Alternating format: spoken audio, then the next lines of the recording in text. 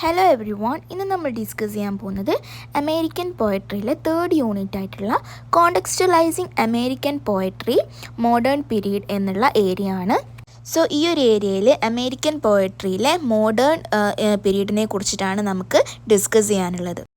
ആ ഒരു കാലയളവിലുള്ള ഈ ഒരു പോയട്രി എന്ന് പറയുന്നത് പുതിയ പഴയ രീതിയിലുള്ള കവിതകളെയൊക്കെ മാറ്റി നിർത്തിക്കൊണ്ട് പുതിയ രൂപങ്ങളിലുള്ള പുതിയ ശൈലികളുള്ള കവിതകളൊക്കെ ഇൻട്രൊഡ്യൂസ് ചെയ്യാൻ വേണ്ടിയിട്ട് കവികൾ പോയറ്റ്സൊക്കെ പുതിയ രീതിയിലുള്ള കവിതകളൊക്കെ ഇൻട്രൊഡ്യൂസ് ചെയ്യാൻ വേണ്ടിയിട്ട് തുടങ്ങി. അത്തരത്തിലുള്ള കവിതകളിൽ നമുക്ക് കൂടുതലായിട്ടും കാണാൻ സാധിക്കുന്നത് എന്ന് വെച്ചാൽ വിഷാദം, ശൂന്യത, അതുപോലെ തന്നെ തളർച്ച, അത്തരത്തിലുള്ളൊരു നെഗറ്റീവായിട്ടുള്ള ഇമോഷൻസിനെ കുറിച്ചിട്ടാണ് ആ ഒരു കാലയളവിലുള്ള കവിതകളൊക്കെ നമുക്ക് കൂടുതലായിട്ട് കാണാൻ സാധിക്കുന്നത്. മാത്രമല്ല കവികളൊക്കെ അവരവരുടേതായിട്ടുള്ള സ്വതന്ത്രമായിട്ടുള്ള ചിന്താഗതികളും അവരുടേതായിട്ടുള്ള അഭിപ്രായങ്ങളും ഒക്കെ ഉൾക്കൊള്ളിച്ചിട്ടുള്ള സ്വതന്ത്രമായ രീതിയിലായിരുന്നു കവിതകളൊക്കെ എഴുതിയിട്ടുണ്ടായിരുന്നത്. അതുപോലെ തന്നെ പഴയ രീതികൾക്കും അതുപോലെ തന്നെ പഴയ ആചാരങ്ങൾക്കും അനുഷ്ഠാനങ്ങൾക്കും വിശ്വാസങ്ങൾക്കൊക്കെ എതിരെയുള്ള രീതിയിലായിരുന്നു. അതിനെയൊന്നും പ്രശംസിക്കാത്ത രീതിയിൽ, അതിനെ സപ്പോർട്ട് ചെയ്യാത്ത രീതിയിലുള്ള റൈറ്റിങ്സ് ഒക്കെ ആയിരുന്നു കവികൾ എഴുതിയിട്ടുണ്ടായിരുന്നത്. മാത്രമല്ല പുതിയ രീതിയിലുള്ള കഥ പറയുന്ന രീതിയിലുള്ള ശൈലിയിലുള്ള പോയട്രികളൊക്കെ ആ ഒരു കാലയളവിൽ കവികൾ ഇൻട്രൊഡ്യൂസ് ചെയ്തിട്ടുണ്ടായിരുന്നു.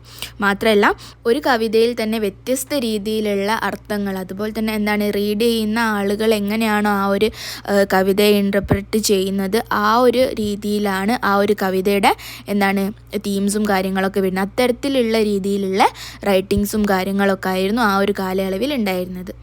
1892 പഴയ കവികളൊക്കെ മരണപ്പെട്ടതോടു കൂടിയിട്ടാണ് പുതിയ ഒരു പോയട്രിയുടെ പുതിയൊരു കാലഘട്ടം രൂപപ്പെട്ടത്. ആ ഒരു സമയത്ത് റോബർട്ട് ഫ്രോസ്റ്റ്, എസ്ര പൗണ്ട് എന്നിങ്ങനെയുള്ള പോയറ്റ്സൊക്കെ ആയിരുന്നു ആ ഒരു സമയത്ത് ഉണ്ടായിരുന്നത്. എന്നാൽ 1880 മുതൽ 1910 വരെ കവിതകൾക്കൊന്നും ഒരു ആളുകൾക്കിടയിലൊന്നും ഒരു വലിയൊരു പ്രാധാന്യമൊന്നും ഉണ്ടായിരുന്നില്ല. ആ ഒരു കാലയളവിൽ നോവലുകൾക്കായിരുന്നു കൂടുതലായിട്ടും വായനക്കാരുണ്ടായിരുന്നത്. ആ ഒരു സമയത്ത്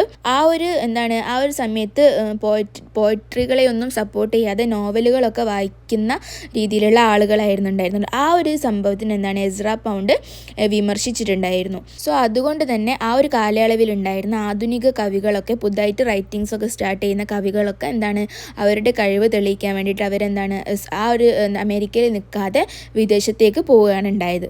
അതുകൊണ്ട് തന്നെ ലണ്ടനിലും പാരീസിലൊക്കെ ആയിരുന്നു ആ ഒരു ആധുനിക കവിതയുടെ വളർച്ച ഉണ്ടായിരുന്നത്. ഇനി നമുക്ക് പഴയകാല രീതിയിലുള്ള കവിതകളുടെ സവിശേഷതകൾ എന്തൊക്കെയാണെന്ന് നോക്കാം.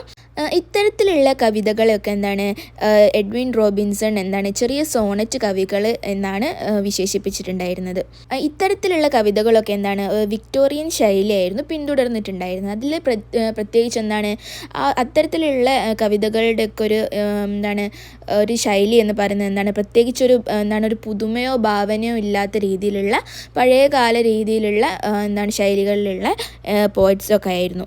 അവർക്ക് കൂടുതലായിട്ട് ഒരു ജീവിതത്തെ എങ്ങനെ ആ ഒരു കവിതയിൽ വരച്ച് കാട്ടണം എന്നുള്ള രീതിയിലുള്ള ഒരു ഐഡിയയും കാര്യങ്ങളൊന്നും ഉണ്ടായിരുന്നില്ല. അതുകൊണ്ട് തന്നെ അത്തരത്തിലുള്ള കവിതകളൊക്കെ ആളുകൾക്കിടയിൽ വലിയ രീതിയിലുള്ള ഒരു താല്പര്യമോ അതുപോലെ തന്നെ ഒരു ഡെപ്തോ ഇല്ലാതെ ആയിപ്പോവാണ് ചെയ്തിട്ടുണ്ടായിരുന്നത്. പക്ഷേ ആ ഒരു കാലയളവിലുള്ള അത്തരത്തിലുള്ള റൈറ്റിങ്സ് എഴുതിയ പോയറ്റ്സ് എന്ന് പറയുന്നത് നല്ല രീതിയിലുള്ള വിദ്യാഭ്യാസമുള്ള ആളുകളായിരുന്നു. പക്ഷേ എന്നാലും ഇത്തരത്തിലുള്ളൊരു ശൈലിയിൽ അകപ്പെട്ടു പോയതുകൊണ്ട് തന്നെ അവരുടെ റൈറ്റിങ്സിനും ആ ഒരു രീതിയിലുള്ള ക്വാളിറ്റികൾ മാത്രമേ ഉണ്ടായിരുന്നുള്ളൂ. ദെൻ നെക്സ്റ്റ് മോഡേൺ പീരീഡിലുള്ള മേജർ പോയറ്റ്സ് ആരൊക്കെയാണെന്ന് നോക്കാം. First one, Edwin Arlington Robinson. ഇദ്ദേഹത്തിൻ്റെ വർക്കുകളൊക്കെ എങ്ങനെയായിരുന്നു വെച്ചാൽ പഴയ കാലത്തുള്ള കാവ്യരൂപങ്ങളൊക്കെ നിലനിർത്തിക്കൊണ്ടുള്ള ഒരു രീതിയിലുള്ള റൈറ്റിങ്സ് ആയിരുന്നു ഇദ്ദേഹത്തിൻ്റെത്. മാത്രമല്ല അദ്ദേഹം അവതരിപ്പിക്കുന്ന വിഷയങ്ങൾ വളരെയധികം പുതുമയോടുകൂടി തന്നെ അവതരിപ്പിക്കാൻ വേണ്ടിയിട്ട് ശ്രമിച്ചിട്ടുണ്ടായിരുന്നു.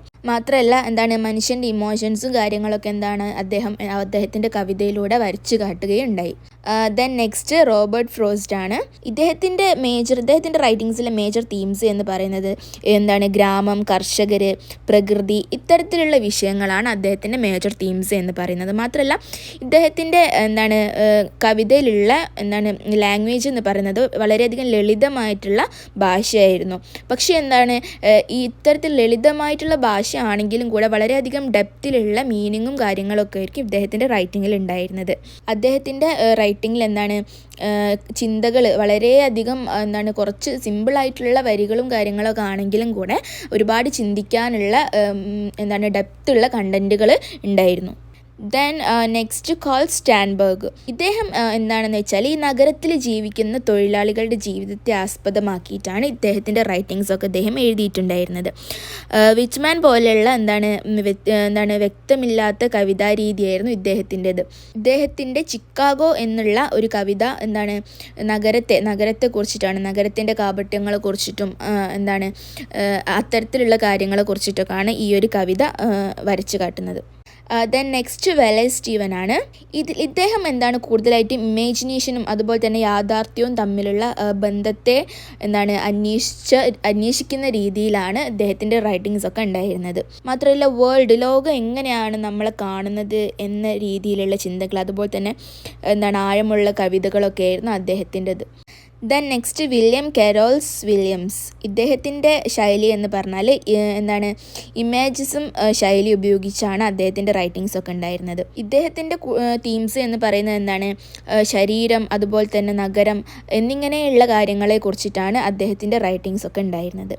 ദെൻ നെക്സ്റ്റ് എസ്രാ പൗണ്ട് ആണ്. ഇദ്ദേഹം ആധുനിക കവിതയുടെ നേതാവ് എന്നാണ് അറിയപ്പെടുന്നത്. എസ്രാ പൗണ്ട് വളരെയധികം ഫേമസ് ആയിട്ടുള്ള ഒരു പോയറ്റാണ്. അദ്ദേഹം മറ്റ് കവികളെ, തൻ്റെ കൂടെയുള്ള മറ്റ് കവികളെ പിന്തുണച്ചുകൊണ്ട് റൈറ്റിങ്സും കാര്യങ്ങളൊക്കെ എഴുതിയിട്ടുണ്ട്. അതുപോലെ തന്നെ ഇമേജിസം, വിക്ടോറിസിസം എന്നിങ്ങനെയുള്ള പുതിയ പുതിയ ചിന്തകൾക്ക് തുടക്കം കുറിക്കുകയും ചെയ്തിട്ടുണ്ടായിരുന്നു. സോ ഇത്രയാണ് മോഡേൺ പീരീഡിലുള്ള പോയട്രിയെ കുറിച്ചിട്ടും പോയറ്റ്സിനെ കുറിച്ചിട്ടും നമുക്ക് ഡിസ്കസ് ചെയ്യാനുള്ളത്. So I hope it's very clear. Thank U.